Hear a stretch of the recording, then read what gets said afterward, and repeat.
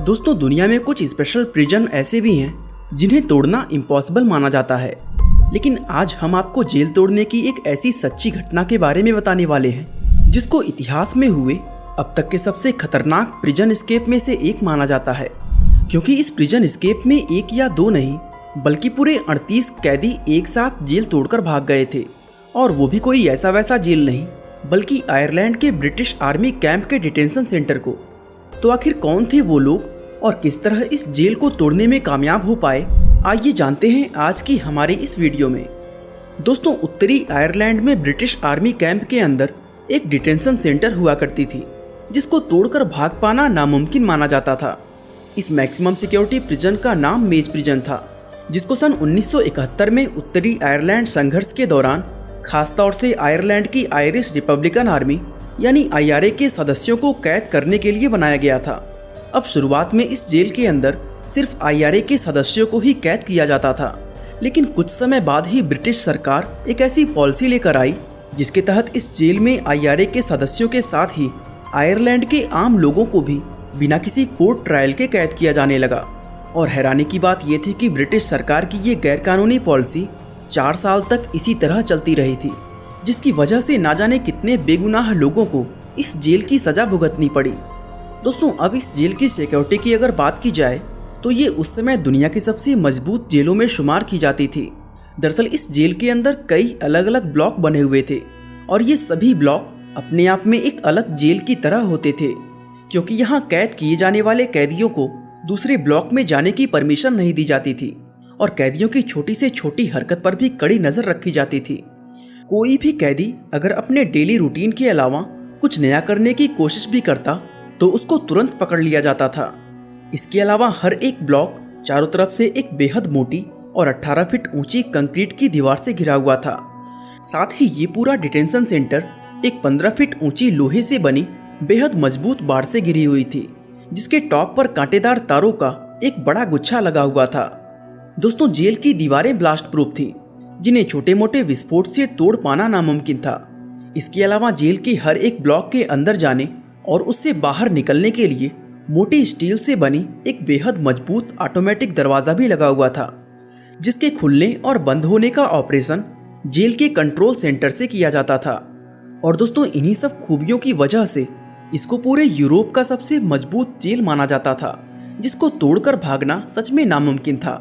लेकिन दोस्तों, इस जेल में कैद IRA के सदस्यों के मन में शायद कुछ और ही चल रहा था। दरअसल IRA का हर एक मेंबर खुद को एक सिपाही मानता था, इसलिए IRA के हर एक सदस्य की ड्यूटी होती थी कि उनको चाहे कहीं भी कैद क्यों ना किया जाए, लेकिन वो अपनी आखिरी सांस तक एक फौज की तरह उस कैद को तोड़ने का प्रयास करते रहेंगे। और दोस्तों, उन कैदियों का यही मोटिवेशन उनके इस जेल को तोड़कर भागने में सबसे ज्यादा काम आया। तो चलिए दोस्तों, अब जानते हैं कि उन 38 कैदियों ने इस जेल को आखिर किस तरह से तोड़ा था। दरअसल इस जेल में लैरी मार्ली नाम के एक शातिर अपराधी को कैद किया गया था, जो पहले भी कई बार अलग अलग जेल तोड़कर फरार हो चुका था। और दोस्तों, आपकी जानकारी के लिए बता दें कि इस प्रिजन ब्रेक का मास्टरमाइंड भी लैरी मार्ली ही था। असल में जब उसको इस जेल में कैद किया गया तो उसने पहले ही दिन से इसको तोड़कर भागने का प्लान बनाना शुरू कर दिया था, क्योंकि उसके लिए ये जेल तोड़ना सेना की एक मिशन की तरह था। और अपने इस मिशन को कामयाब बनाने के लिए उसने सबसे पहले कुछ लोगों को अपने साथ शामिल करके एक टीम बनाई, जिसमें बॉबी स्टोरी, जेरी केली और ब्रेंडन मैकफार्लेन जैसे IRA के सदस्य शामिल थे।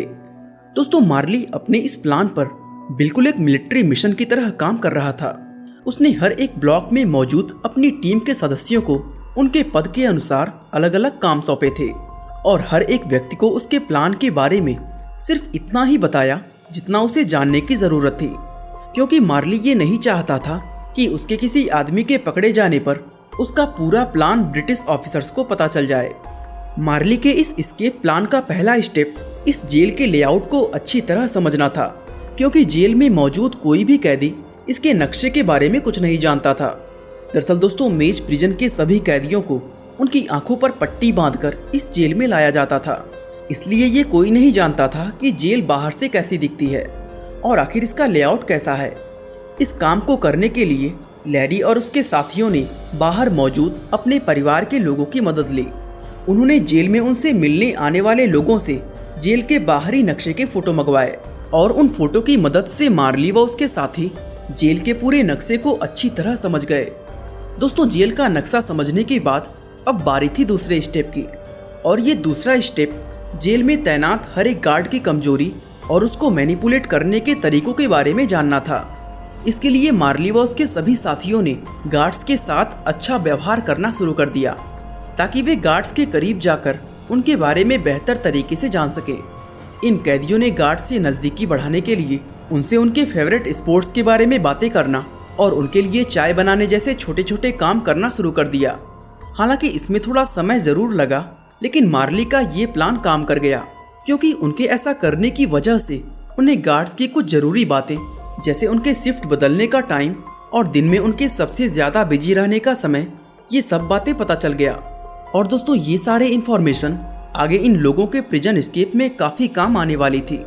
इसके अलावा कैदियों के इस अच्छे व्यवहार का एक फ़ायदा ये भी हुआ कि जेल में उन्हें ज़्यादा भरोसे वाले काम दिए जाने लगे। दरअसल इन कैदियों को जेल के जनरल रूम के फर्श की सफाई का काम सौंप दिया गया था, जहां वो जेल में लगे सभी सिक्योरिटी कैमरों की लाइव फुटेज देख सकते थे और साथ ही उससे ये अंदाजा भी लगा सकते थे कि कैमरे जेल के किस किस एरिया को कवर करते हैं। इसी तरह कई महीनों तक लगातार ये सारी इन्फॉर्मेशन जमा करने के बाद इन कैदियों ने अपना अगला स्टेप लेते हुए इस प्लान की सारी डिटेल्स बाहर मौजूद IRA के लीडर तक पहुंचा दी, जिसके बाद कुछ ही दिनों में IRA लीडरशिप की तरफ से इन लोगों को इस प्लान की मंजूरी मिल गई और इमरजेंसी सिचुएशन को ध्यान में रखते हुए IRA द्वारा जेल के अंदर इन कैदियों तक 6 बंदूकें भी स्मगल करके पहुंचा दी गई। वैसे IRA ने इन बंदूकों को जेल के अंदर आखिर किस तरह से पहुंचाया, ये रहस्य आज तक सुलझ नहीं पाया है। आखिरकार कुछ समय इंतजार करने के बाद 25 सितंबर 1983 का वो दिन आ गया जब ये लोग इस जेल से फरार होने वाले थे।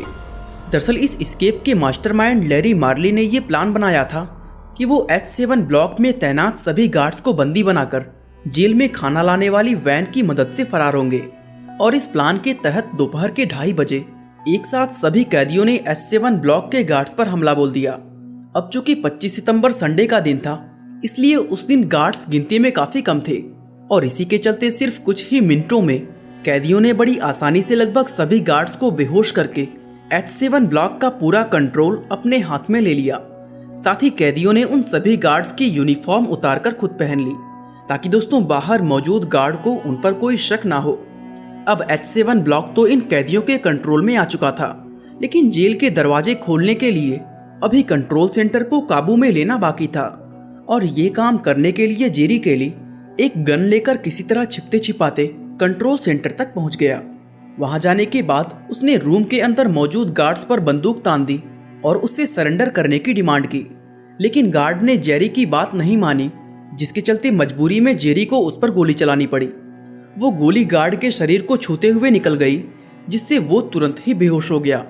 और इस तरह H7 ब्लॉक के साथ ही कंट्रोल सेंटर भी इन कैदियों के काबू में आ गया था। अब बात थी इस प्लान के अगले पड़ाव यानी खाना लाने वाली वैन में सवार होकर जेल से फरार होने की।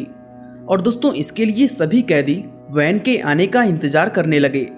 कुछ देर इंतजार करने के बाद दोपहर के लगभग 3:30 बजे जैसे ही वो वैन H7 ब्लॉक पर आई, इन कैदियों ने तुरंत उसको अपने काबू में ले लिया। दोस्तों, जेल के मेन गेट से इन लोगों को सिर्फ वैन का ड्राइवर ही बाहर निकाल सकता था, क्योंकि मेन गेट पर तैनात गार्ड्स वैन के ड्राइवर को अच्छी तरह पहचानते थे। इसलिए इन लोगों ने ड्राइवर के सर पर बंदूक तानकर वैन को जेल के बाहर ले जाने की डिमांड की। ड्राइवर ने भी अपनी जान पर बनती देख तुरंत ही वैन को चलाना शुरू कर दिया। अब यहाँ तक तो सब कुछ इन लोगों के प्लान के मुताबिक चल रहा था, लेकिन तभी एक ऐसी प्रॉब्लम हो गई जिसके बारे में इन लोगों ने सोचा भी नहीं था। दरअसल दोस्तों, हुआ ये कि गार्ड्स के शिफ्ट बदलने का टाइम हो गया था, जिसके चलते बाहर वाले गार्ड्स ब्लॉक के अंदर जाने लगे।